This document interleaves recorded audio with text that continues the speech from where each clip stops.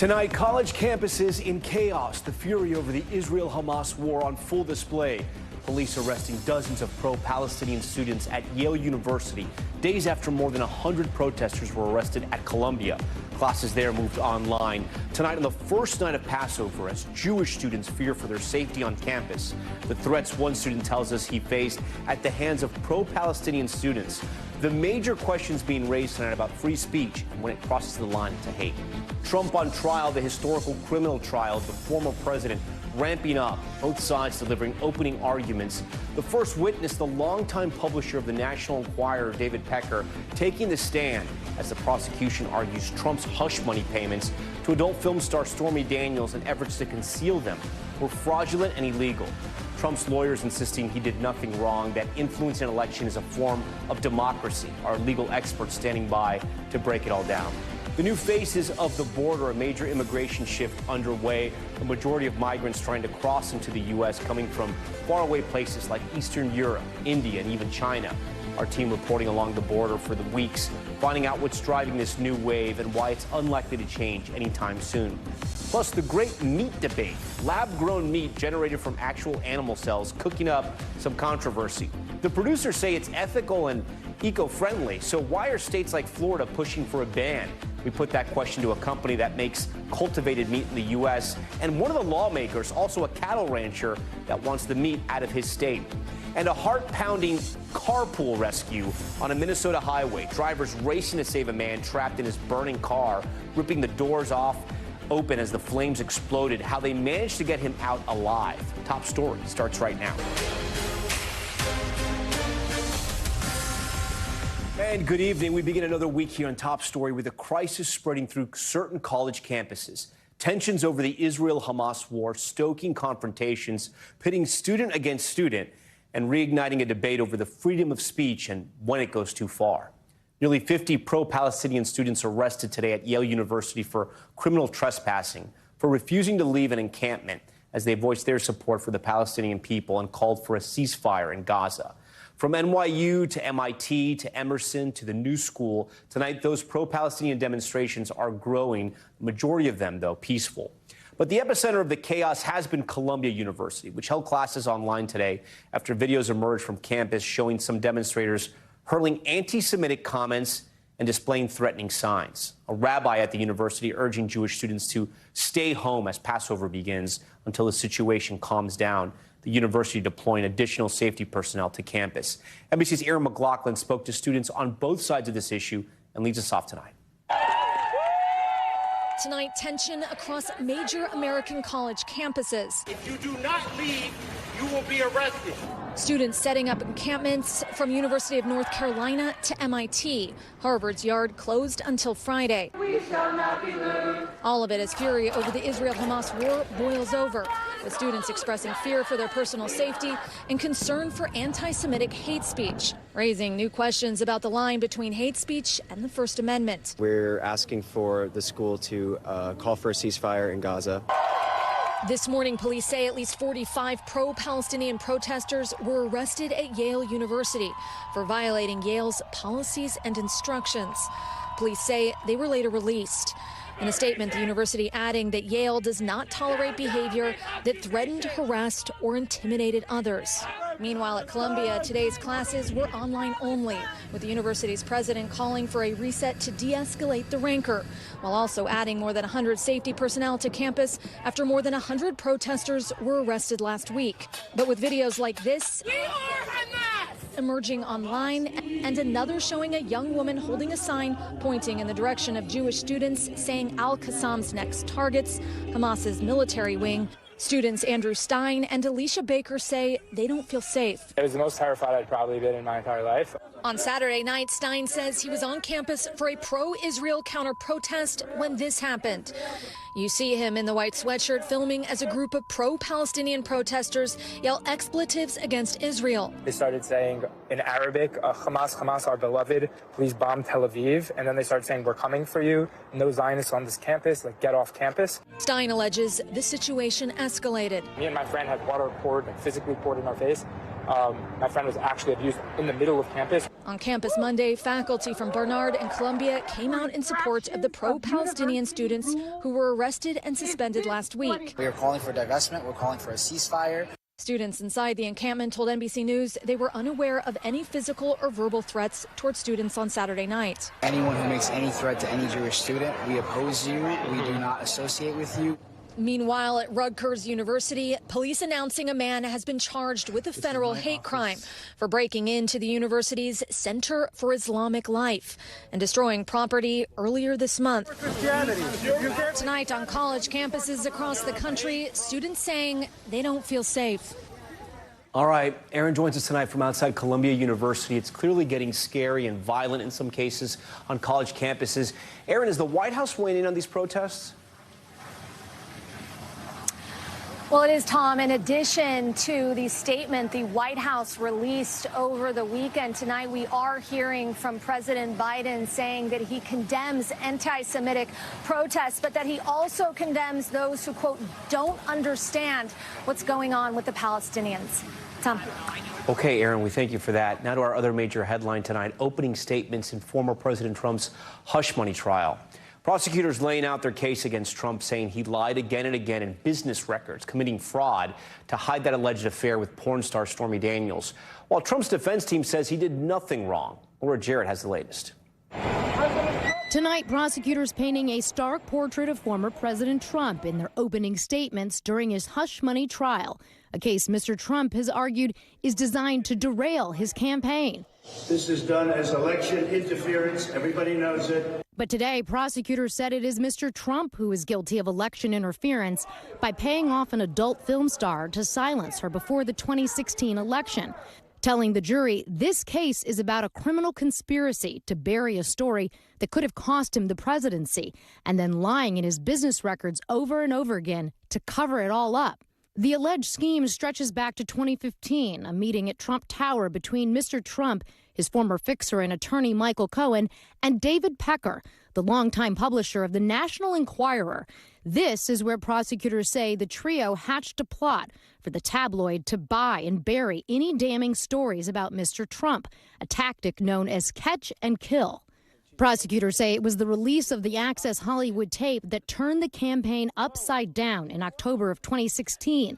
Lead prosecutor Matthew Coangelo reading Mr. Trump's most incendiary remarks from that video for the jury today, arguing the former president was so desperate to contain the damage with female voters, he directed Cohen to pay off Stormy Daniels so she couldn't go public about an alleged sexual encounter, which Mr. Trump denies. But it is not the hush money itself that he's charged with in this trial. It's how then President Trump documented his monthly reimbursement payments to Cohen on internal company records as legal expenses. Prosecutors telling the jury of 7 men and 5 women today it was election fraud, pure and simple. But Mr. Trump is not facing conspiracy or campaign finance violations, something the defense sought to highlight today. In opening statements, Mr. Trump's attorney describing him as a husband and a father, a person just like you and me, and is innocent, saying the payments to Cohen were for legal expenses, arguing there is nothing wrong with trying to influence an election. It's called democracy, not a crime.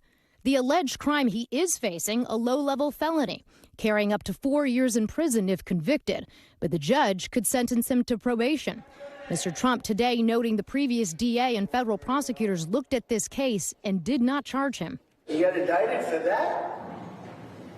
People in the court just said to me, I can't believe it. This is the case.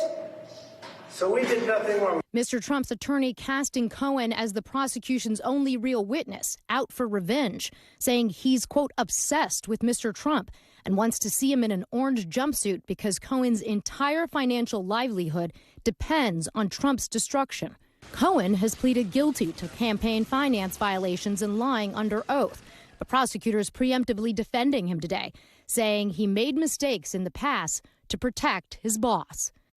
All right, with court done early, Laura Jarrett joins us now in studio. So, Laura, it didn't take long for Michael Cohen sort of to get into this picture. Do we know how prosecutors hope to overcome some of his credibility issues? By confronting it head on. And we saw that today, right up front, acknowledging he has credibility issues, acknowledging that he's not the ideal witness, but he is at the center of this. He is sort of the linchpin for prosecutors, and they have to sort of eat that one way or another. It was also interesting to hear the defense go after him, but they're doing it carefully. So they're sort of pointing out the fact that Michael Cohen might have an axe to grind without outright calling him a liar, because there are going to be times, Tom, where they actually need to embrace the story that Cohen is telling. Oh, that's interesting. They need him on both sides of the story. And then what can we expect in court tomorrow, and how are these proceedings happening? Are they going fast? Are they going normal? How would you describe it? So tomorrow morning, we're going to have a little bit of a waylay because the judge has to take on some of the things Mr. Trump has been saying on social media. The prosecutors want to hold him in contempt for violating the gag order, for attacking certain witnesses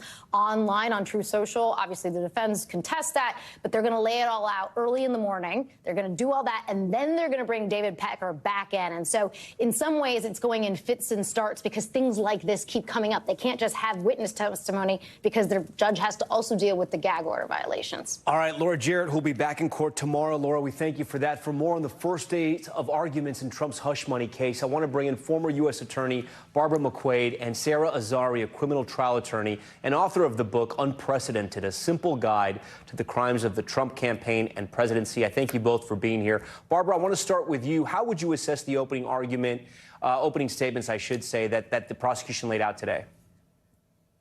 Well, I think they did a very good job of framing this case, because I think it has been described as being about falsifying business records or about paying hush money. And instead, what they said is this is a case about a conspiracy to interfere with the election and then a cover-up. And the cover-up are the details of these falsified business records. And so they're focusing solely on that crime.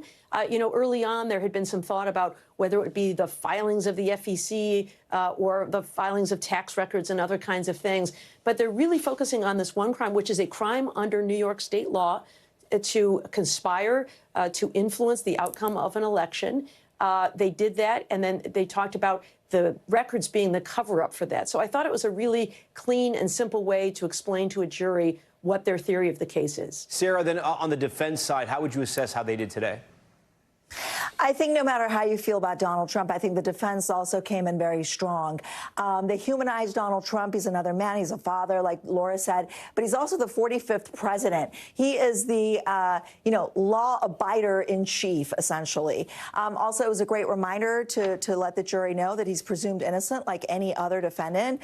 And I also thought it was really interesting that they said not only he's not guilty, but he is innocent, which is not what a criminal trial is really about. So that was really strong. There was also an unequivocal, Tom, denouncing of any criminality, that he was just in the White House. He had no idea what was going on with his books, and no knowledge, no intent. That's, of course, a flat-out defense. And then they had a Plan B defense, which is essentially that even if this was hush money that was paid, it was not to cover up, like Barbara said, this sort of voter deception or election interference. This was really to protect his reputation, and therefore it's a lesser misdemeanor. So I thought they did a pretty good job. What I didn't like is that they went after Michael Cohen prematurely.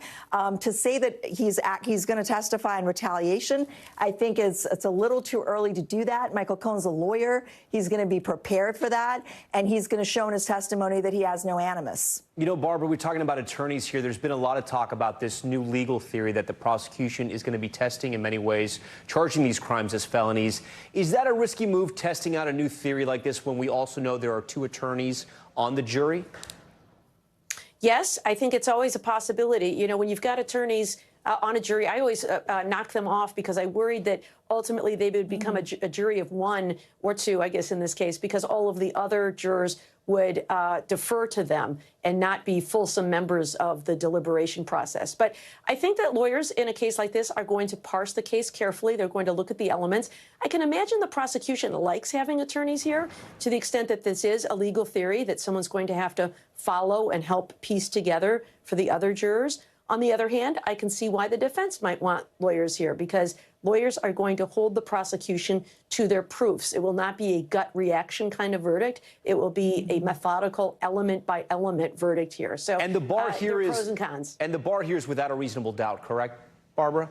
That is absolutely right. Yeah, beyond a reasonable doubt, which is a very high standard. Sarah, as Laura laid out in the report we just saw, the first witness in this trial is former National Enquirer publisher David Pecker. He's there to essentially corroborate the prosecution's argument that Trump was in on the catch-and-kill scheme to conceal any alleged affairs, including the one with Stormy Daniels. How is the defense going to counter this testimony, do you think?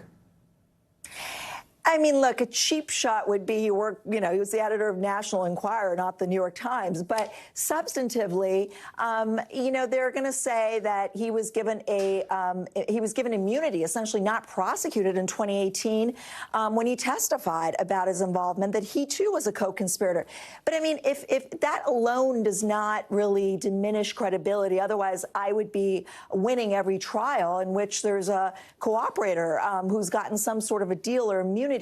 I think we have to remember here that David Pecker, Michael Cohen, Stormy Daniels, other witnesses, and then Lordy, there are tapes here. This is not, I think the prosecution, as much as it's a challenge to prove intent, it always is, I think that they have a pretty solid case, given that the testimony that we're going to hear is really documented. And so I think that we have to remember that Pecker is only a piece, star witness also, like Cohen, but a piece of a larger puzzle. Barbara, we do talk about the case here, right? And one of the Trump team's arguments today is that prosecutors are accusing Trump of trying to influence the 2016 election, but influencing an election is not illegal. How would you respond to that? Because, I mean, I thought you had to make the case as simple as possible for the jury, and yet it sounds like they're bringing in the election, right? But, hey, it's not about the election. It's really about this business fraud. Isn't that confusing?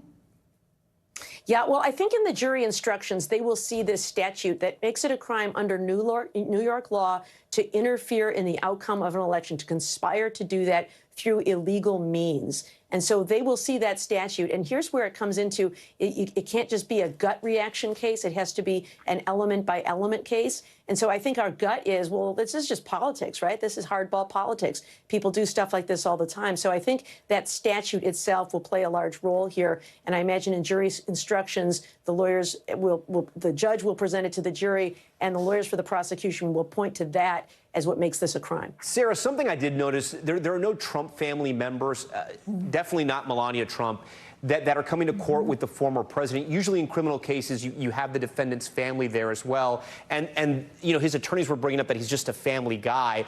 The Trumps travel together always. Do you think this is smart not to have other Trump family members there? Tom, I think it's terrible optics. As a defense lawyer, I would say, sir, you've got 5 kids and I don't know how many grandkids. Every single day, part of your family needs to be in court. Maybe not all your family, but here I am arguing that you are a man, you're a family man, you're a husband, you're a father, and not a single person is in court. Now, Tom, remember, his strategy is going to be, this is such a witch hunt that I don't want to, my family doesn't have the bandwidth for this, and they're not going to give it any oxygen. But again, this is about that this jury knows every single one of the Trump of family members, and none of them are in court. And this is a really bad look for Trump. Sarah and Barbara, always a pleasure to have you both on. Incredible legal minds. We thank you for your time tonight. We want to turn now to the conflicts abroad. The House passing a controversial $95 billion aid bill for Israel, Ukraine, and Taiwan. The bipartisan agreement coming after months of delay from ultra-conservative Republicans, a move that could be costly to House Speaker Mike Johnson. We're going to have to wait and see. To break down all of this, I want to bring in Capitol Hill correspondent Ryan Nobles, who's live there tonight for us. Ryan, great to have you on the show. So break it down for us. Just how much will be allocated to each country, and what will it be for?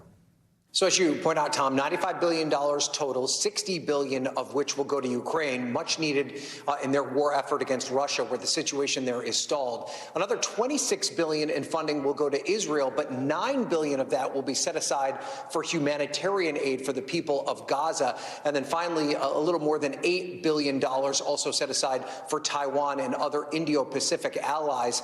This is a massive package. It's one that Republicans and Democrats have been working on for some time. It was was a small group of conservative Republicans that held up the process, particularly over that Ukraine aid. They lost this round as Speaker Johnson has decided this was important enough to put his job on the line, and this will likely become law as soon as the end of this week, Tom. And then, Ron, I do want to ask you mentioned it there, the House Speaker defied some intra-party demands to include stricter border policies in this bill to get a vote. Critics like Georgia's Marjorie Taylor Greene saying this. Let's listen. I do not support Mike Johnson. He's already a lame duck. If we have the vote today in our conference, he would not be Speaker today. Did she say lame duck? I couldn't understand her there. But what kind of jeopardy is he in? She might be right. He might be a lame duck, but that doesn't necessarily mean that he won't be Speaker, at least for the end, until the end of this year. There is a very small group of conservative Republicans that are pushing to use this motion to vacate, which is this rule that the House established when Kevin McCarthy became Speaker that allows just one person to call a Speaker's hold on the conference into question. The difference this time around is that no one wants to go through all that drama that they went through back in the fall, which led to Mike Johnson becoming the Speaker. So there's a real possibility that even a handful of Democrats counterbalance the handful of Republicans that want to boot Johnson from his speakership and allow him to preserve that job. But we'll have to see when push comes to shove if Marjorie Taylor Greene actually is ready to take this step, because right now it is not popular within her conference either, as most people just want to move on from this back and forth and this civil war inside the Republican Party. Ryan Noble's pulling a little double duty today, anchoring earlier in the day and reporting live for us. Ryan, we appreciate that. Still ahead tonight, Mexico's deadly elections. 2 candidates for mayor killed with less than 2 months to go until Election Day. At least 17 candidates killed across all races in the country so far this year. What authorities are doing to try to keep those running for office safe. Plus, the incredible rescue. Have you seen this? It happened on a Minnesota highway. The drivers who risked their own lives to pull over and get this man out of his burning car. And if you've heard the story about George Washington chopping down a cherry tree, well, you're going to want to stick around for this one. What archaeologists just found under his Mount Vernon home, you're not going to believe it. Stay with us.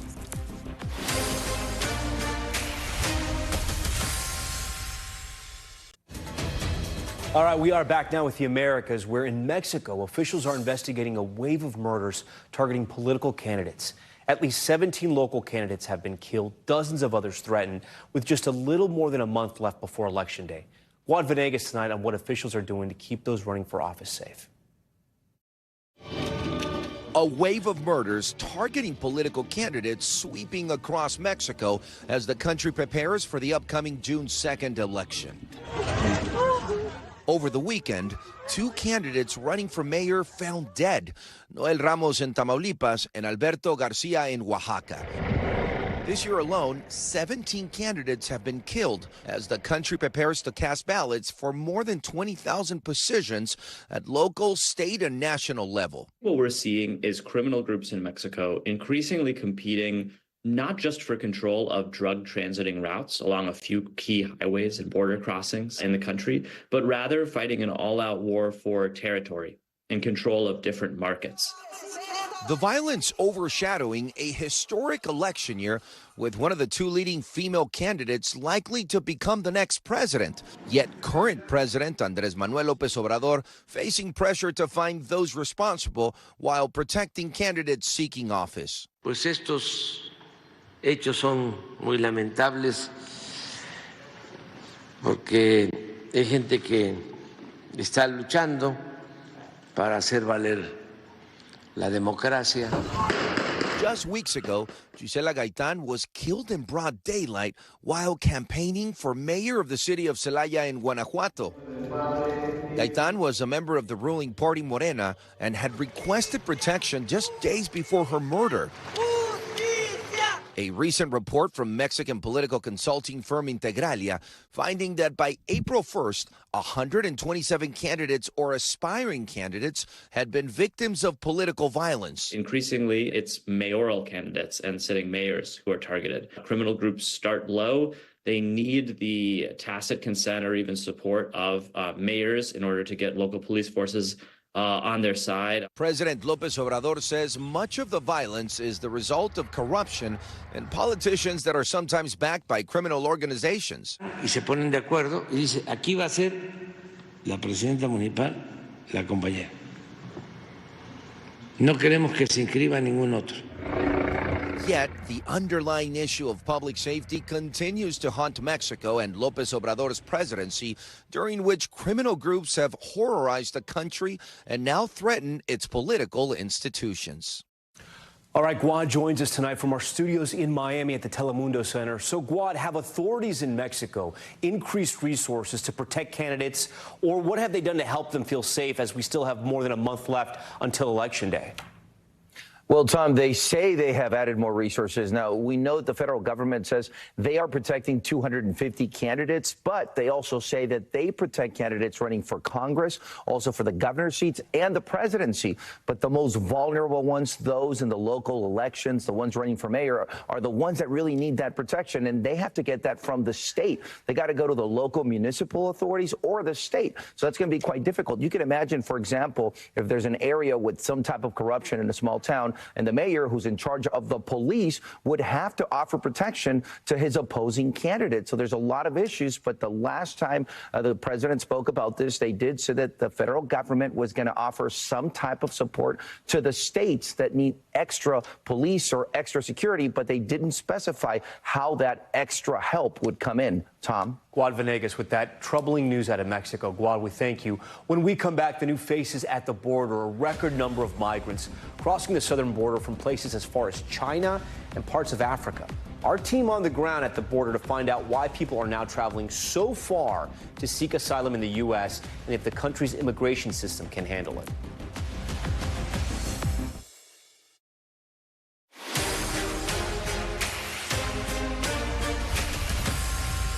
Okay, we're back now with Top Stories news feed, and we begin with a home explosion rocking a Minnesota neighborhood. Officials say a suspected gas explosion leveled the home outside of Minnesota. At least one person was pulled from the burning home. She was taken to the hospital and is expected to be okay. The house was demolished because fire officials feared it was likely to collapse from that damage. Okay.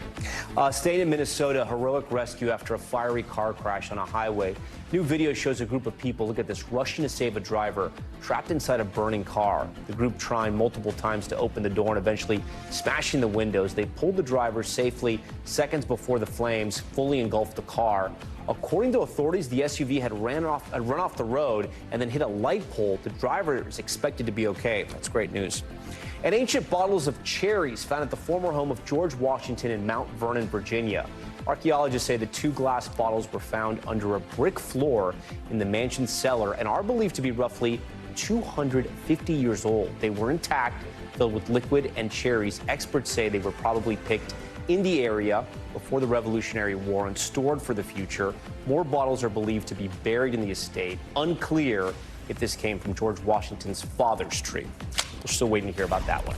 Okay, now to power and politics and our new NBC News poll out this weekend with some encouraging numbers for the Biden campaign. In a head-to-head matchup, President Biden now trailing former President Trump by just 2 points, cutting his deficit in half from our January poll and still within the margin of error. Another bright spot for the White House, Biden's approval rating now at 42%, up 5 points from the start of the year. For more on the new numbers and what they mean for the 2024 election, I want to bring in Jeff Horwit. He's a Democratic pollster and a partner at Hart Research Associates. He is also one of the authors of our NBC News poll, along with Republican pollster Bill McInturff. Jeff, thanks so much for joining us here on Top Story. I'm pretty sure this is your first time on the show. So glad to have you here. Now, this poll has some optimism for President Biden, as we laid out there, but at the end of the day, he's still a bit behind, and this is still looking like a very stable race, very tight race. What do you think is driving his uptick? It is, and Tom, thank you for having me. It's great to be here. What's driving this is really Democrats and really core parts of the Biden coalition that it was successful for him to win the election in 2020 coming back home. And we haven't seen this 5-point increase on a president's job rating in their re-election year going back to Bill Clinton in 1996, which was obviously a good election for the incumbent. And so we don't see this sort of shift in recent elections. That's a really encouraging sign for President Biden. It's still true that he is just at 42% and has a lot of work ahead of him. But again, at this stage, given where he was, this is heading in the right direction and showing just how tight this race really can be. Jeff, some people looking at the calendar may point out that a lot of Trump's legal battles have really ramped up. His New York criminal trial is now well underway. It was the second story in this newscast. It's all over cable news. It's really the only thing that's being broadcast now on cable news. So is that having an effect on the former president, you think? Well, I think at this stage it's too early to say. I think there are some signs here that both primaries are over. I think the primaries probably were a net positive for Donald Trump and really winning across most of the board there. And in a way, that's over now. And so now he has to sit in the courtroom. And I think there are implications there. Again, I think it's too early to say what the impact will be. But we do see on some of the advantages that he had over Joe Biden in January, there is some movement to Biden's advantage on some of those key measures, and I think that is something we want to watch over the course of the next several months. Let's take a deeper dive here. President Biden is leading on a couple of key issues in this poll. Let's put it up for our viewers here. On abortion, he has a double-digit lead on Trump, and voters also think he can do a better job of bringing the country together. But Trump is beating Biden on almost all other issues we surveyed, leading the president by roughly 20 points on inflation and having the mental and physical health to serve. You know, you brought up former President Bill Clinton, which is interesting, right? Because if we think about how he won his first election, it was the economy stupid, right? That's what James Carville famously said. Do you see those issues, inflation, immigration, the issues where Trump is leading, becoming more paramount than other issues where Biden is leading on, like abortion? So I think what we've learned a powerful lesson in listening to voters over the course of the 22 election and since 22 and a lot of state level elections, the power of the abortion issue. And I think that remains. We see that in our polling. I think inflation is incredibly important and something that the Biden administration has to address. To have a 22-point gap there is just an untenable position. And so he's going to have to do more there and to close that gap. I think when you see the issues on abortion and inflation, I think those are really sort of will be central to the focus of this campaign about where voters are. We know that they're incredibly important for the country on inflation, and in personal terms, how important abortion is for so many voters, and what's really made the difference in recent elections. So yeah, as we go into November, right. They are definitely honing their messages on both those issues. Before you go, Jeff, I do want to ask you about RFK Jr., right, the wild card in this race. Put up this graphic here. When his name is added to the field in the general election matchup, look at this. Biden actually takes the lead over Trump, 39-37. And here's why. 15% of RFK voters would otherwise vote for Trump, while just 7% say the same about Biden. And yet RFK is a former Democrat. He's still a Kennedy, and his record on issues cuts across party lines. What do you think we're seeing here? Yeah, I think what we're seeing here is that voters are starting to pay attention to who he is beyond the name. And in a lot of ways, Democrats in particular see him as a sort of a Kennedy in name only.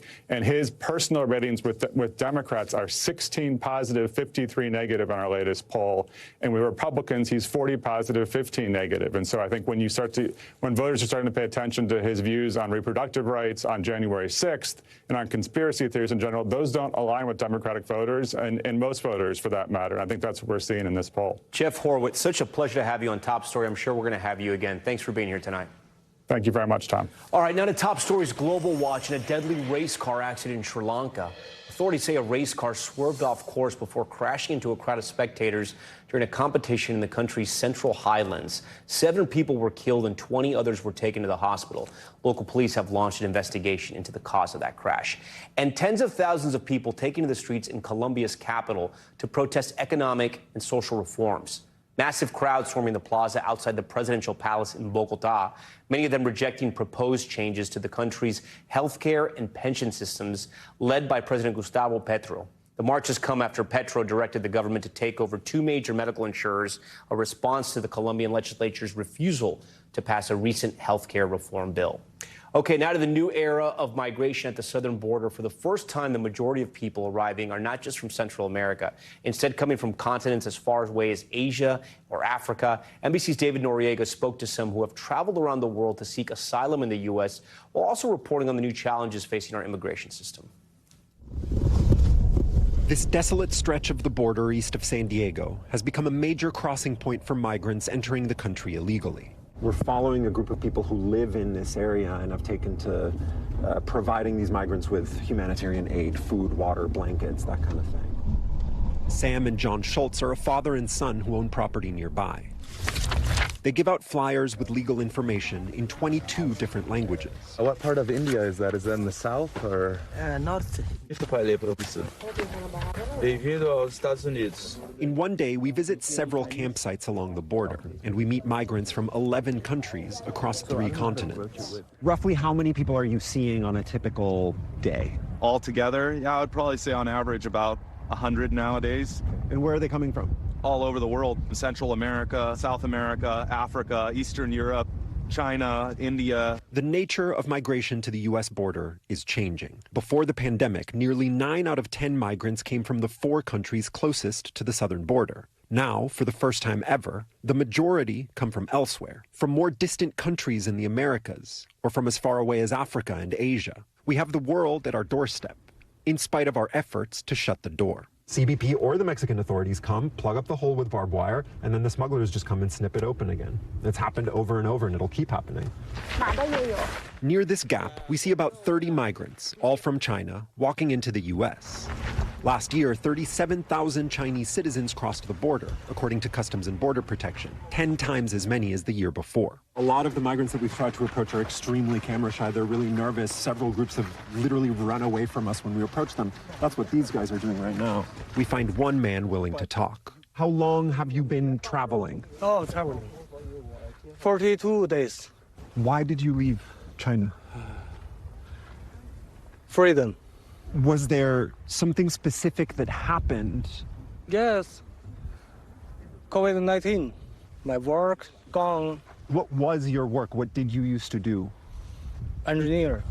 Electronic engineer. How are you? Homeland Security Secretary Alejandro Mayorkas telling me this new era of migration is taxing a system that was already overwhelmed. Is the U.S. immigration system that you run, as it exists today, capable of handling this? The system has been broken for decades. We have a system that was last modified in 1996. We're in 2024 now. The world has changed, not only in terms of migratory patterns, but our markets, our economy has changed dramatically. Among those changes, a devastating global pandemic and a booming transcontinental industry of smugglers fueled by digital technology. For thousands of dollars, they guide migrants halfway across the world. Once here, migrants can count on a system at the breaking point. We cannot process these individuals through immigration enforcement proceedings very quickly. It actually takes sometimes more than 7 years. People consider, well, wait a second, if I arrive, I can actually stay for multiple years, work, and years pass before the time of removal actually arrives. That's just untenable. Even if they do get a deportation order, deporting this many people to such faraway countries is extremely expensive. And some countries, including China, don't even accept deportees, making this a reality unlikely to change anytime soon. Any person on American soil, and it doesn't matter how they got there, is allowed to start due process on an asylum case. So as long as that is true, people are going to attempt to cross the border and get on American soil. Why would it ever be any other way? Yeah, I have a feeling that we're going to see more and more of this as time goes on. All right, David Noriega joins us tonight from Los Angeles. David, a lot of great reporting in that story, including that fact that China will not take some of those people who are deported from the U.S. back to their own country. You touched on this bit in your piece, but can you elaborate on why this new pattern is causing such a strain on border officials? Look, Tom, the U.S. immigration enforcement system as it exists is just not designed to handle this. I spoke to a senior CBP official who explained that there's only infrastructure in place to deport large numbers of people to Mexico and northern Central America. There is no infrastructure in place to deport the kinds of numbers that we're seeing to countries as far away as China, India, Russia, even some countries in South America pose a serious logistical challenge. Even some of the more recent innovations in border enforcement policy that were put in place under the Trump administration, like Remain in Mexico and Title 42, likely wouldn't work in a situation like this because they require cooperation from the Mexican government. And it's highly unlikely that the Mexican government would accept tens or even hundreds of thousands of people who come from countries other than Latin American countries who don't even speak Spanish. This is truly a challenge that the U.S. system is only beginning to understand. Tom? All right, David, we appreciate all your reporting. Coming up next, the great meat debate. Cell-cultivated meat created in a factory, essentially, is emerging here in the U.S., but some states are moving to ban the practice. Up next, we speak to the man leading one of two meat cultivating companies in the U.S. who says it's an ethical and sustainable option. But also, we're going to talk to a Florida cattle rancher who's against the method, saying it could be harmful to consumers and farmers. Our conversation's next. All right, we're back now with a growing new debate. Now, this may look like your average chicken fillet, but it's actually cell-cultivated meat, an emerging technique where meat is developed in a mail container just like this from a sample of animal cells and does not require killing animals. Proponents of the method say it's an ethical and sustainable protein option for generations to come. They also argue there are geopolitical incentives to invest in the technology, as the U.S.'s main competition in this space right now is China, which is ramping up efforts to improve their cultivated meat industry. But Florida Governor Ron DeSantis is saying he's against lab-grown meat, and Florida should be as well. Take a listen. I know the legislature's doing a bill to try to protect our meat. You need meat, okay? And we're going to have meat in Florida. Like, we're going to have fake meat. Like, that doesn't work. So we're going to make sure to do it right. And Florida's Senate passed a bill last month banning and criminalizing the sale of lab-grown meat. Governor DeSantis still yet to sign the bill into law, but the move comes as similar efforts to ban the product have been made in other states, including Alabama, Arizona, and Tennessee. For more on this growing debate, I'm joined tonight by Tom Rossmeisel. He's the head of global marketing at Good Meat, one of just two cultivated meat companies in the U.S. that have been approved by the FDA to sell their products, and Representative Dean Black, who is a Republican member of Florida's state legislature, but and an important but here, he's also a cattle rancher. We thank you both for joining Top Story tonight. I'm looking forward to a spirited debate. Tom, I'm going to play a video for our viewers now that our great director is going to roll, and we're going to walk our viewers through what we're looking here. So the meat's built or assembled, I guess, in these metal containers, and then it comes out and it looks just like a fillet, right? I mean, if I were to buy that at the grocery store, I wouldn't know the difference. And after it's cooked, look, it looks like a chicken fillet. My question to you is, what does it taste like? It tastes like chicken. I mean, it's real meat. It fries in a pan like meat. It smells like meat. It looks like meat. It's meat. If you're allergic to chicken, you'll be allergic to our chicken. The nutritionals are almost identical. And the process starts, like you said, by taking a sample of cells from an animal, putting it into a bioreactor, which looks like a large beer brewery, as you showed there.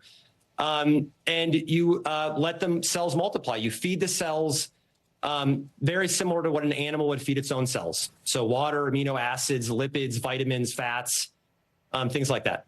And so Representative Black, I want to ask you, you're a rancher, as we mentioned. Obviously, lab-grown meat, not great for your bottom line. But in America, competition is what makes our products and businesses so strong. So what's your beef with this new beef? Well, it's unclear to me that that would have any impact whatsoever on our bottom line, because I don't think there's much of a market for it. But the operative word in what the gentleman just said was that it's very nearly chicken. It's very similar to chicken. It's almost identical. And it's the almost that gets you there, because it's not identical.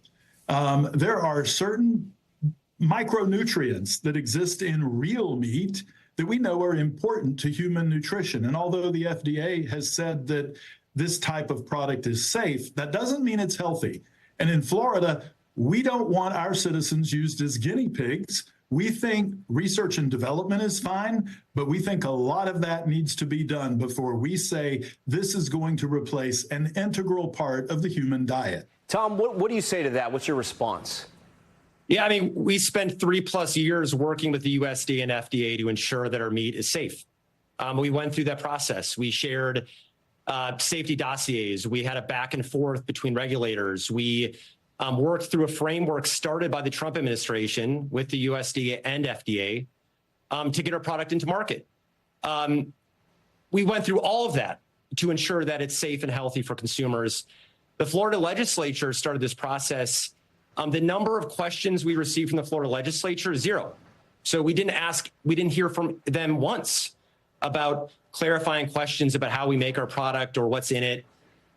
Because ultimately this isn't about safety. This is a culture war. This is politics. And it's unfortunate for Florida. What culture and politics would be at play here? I mean, you should ask Representative Black. There are no credible safety concerns coming from the legislature about this.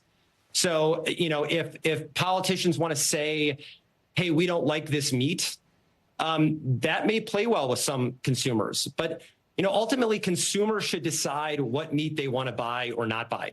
And then, Tom, is this, does the country need this right now? And would your meat be more affordable? I mean, give me the top 3 reasons why America needs this right now. That's a good question. Yeah, so the number 1 reason is environmental. So we're growing just the meat that is consumed by a consumer. We're not growing a beak or an intestine or fur or tendons or anything like that. So we have the ability to grow meat much more efficiently than the conventional way. And that's going to be really important. I mean, the protein requirements of the planet are going to double between now and 2050. So adding another tool to be able to sustainably make protein is going to be really important. It's not going to replace conventional meat. We're not advocating for that. Certainly that's not being expected from the Florida legislature. But consumers should decide. They should be able to go to a grocery store and determine what type of safe and approved meat they want. Right now, is it cheaper or more expensive than regular meat? Yeah, right now it's more expensive. We've got a lot of steps in order to scale our technology. It's going to take a lot of time to get there. But that's true of all new industries. Yeah. You know, when cars came out, they're very expensive. Cell phones, electric vehicles, you name it. There's always a process when you're scaling up a new technology. Representative Dean, Black, I should say, I'm trying to understand what your biggest problem with this is, right? Because I know as a rancher, you obviously have a certain amount of cattle. You also have a certain amount of land. And turning over that grass and turning over everything else they eat, that's got to be difficult and costly all across this country. What's your biggest problem with this right now? So I will say this. My concern really is not around protecting the industry. I have 2 broad concerns. One is safety. And I'd like to correct a misstatement made earlier. That was that the FDA had proven that it was safe and healthy. The FDA doesn't actually certify something as healthy. They will tell you that fried ice cream dipped in chocolate is safe. It's not necessarily healthy, though, if you make that a regular part of your diet. And that's where my concern comes in, because we have micronutrients that are part of natural beef that come from the plants that the animals eat. And these are nutrients that we're still discovering. The field of human nutrition is still an ongoing field of study, and we don't even know what all of these nutrients are. And it's therefore impossible for them to be replicated in vitro meat like this. We haven't studied what it would do to pregnant mothers. And I could just go on and on and on. There is a lot of research and development still to be done. And I'll agree that in order for it to be competitive, it would have to be scaled up. And if you scale this up, that brings up my second objection, which pertains to China. Look, communist China and communist countries have a history of collectivizing agriculture and food production, and they use that to control their populations. And for this to make sense, it will have to be concentrated in large factories. And look, we are in a very tense geopolitical time with China, North Korea, Iran. And if you concentrate your protein production in a few major factories, you're a few missile strikes from an instant famine. Right now in our agricultural production system, our protein production is dispersed all across the country. It's impossible to take it all out. In fact, we've been the breadbasket of the earth during world wars. We helped to feed not only ourselves, but our allies in wartime. I think we need to slow down, 3.5 years of research is not nearly enough time to decide that we're going to take 6,000 years of agricultural history and throw it in the wastebasket. We have health concerns, and there are real national security concerns that ought to be thought about. Tom, real quick, as we run out of time, I'll give you the last word here. Yeah, look, I mean, the USDA is equipped to answer these questions. The Florida legislature is not equipped to analyze the safety of every food product that enters our system. That's why we have Which USDA. is to say that they did not analyze that, and your job in doing research and development is to do that. They did analyze the safety of it 3+ years, and we never received any questions from the Florida legislature. And then on national security, because I want to answer your other question, on national security, it is a really important thing.